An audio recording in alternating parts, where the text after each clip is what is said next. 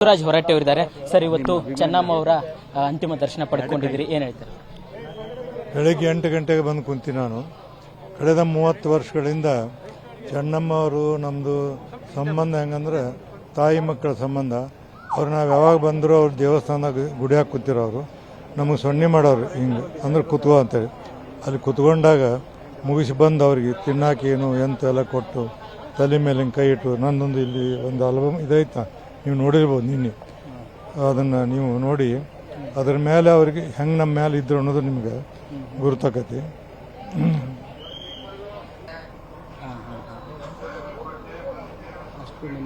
9ನೇ ತಾರೀಕು, ಅದು 9ನೇ ತಾರೀಕು 9ಕ್ಕೆ ಮನೆಯಲ್ಲೇ, ಅವ್ರ ಮನೆಯಲ್ಲೇ. ಅವ್ರ ಒಳಗೆ ಬಿಡ್ತಿದ್ದ ಯಾರನ್ನು ನನ್ನ ನೋಡಿ ಕರೆ ಕಳಿಸಿದ್ರು ಅವರು ನೋಡಿ.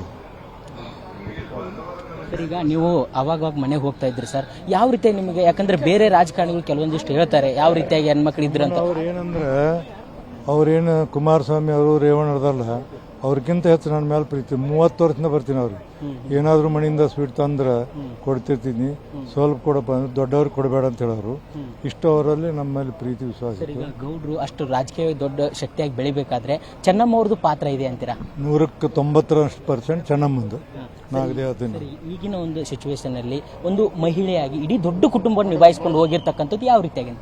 ಯಾವ ರೀತಿ ಎಲ್ಲರನ್ನೂ ಸಮಾನವಾಗಿ ನೋಡ್ತಿದ್ರು. ಬೆಳಗ್ಗೆ ಎಲ್ಲರಿಗಿಂತ ಮೊದಲು ಹೇಳ್ತಿದ್ರು, ಕೊನೆಗೆ ಎಲ್ಲರಿಗಿಂತ ಲಾಸ್ಟ್ಗೆ ಮಕ್ಕೋತಿದ್ರು. ಪ್ರತಿಯೊಬ್ಬರು ನೋಡಿ ಎಲ್ಲ ನೋಡಿ ಆಮೇಲೆ ಲೈಟ್ ಆರಿಸಿ ಮಕ್ಕೋತಿದ್ರು. 12 ಗಂಟೆಗೆ ಮೊದಲೇ ಯಾವಾಗ ಮಲಗಿದ್ರು ನನಗೆ ಗೊತ್ತಾಯ್ತು. ನನಗೆ ಇದಿಷ್ಟು ಬಸವರಾಜ್ ಹೊರಟ್ಟಿ ಅವರ ಮಾತಾಗಿತ್ತು. ಕ್ಯಾಮರಾ ಪರ್ಸನ್ ಶಂಕರ್ ಜೊತೆ ಬಸವರಾಜ್ ಯುಗ, ರಾಜ್ ನ್ಯೂಸ್, ಬೆಂಗಳೂರು.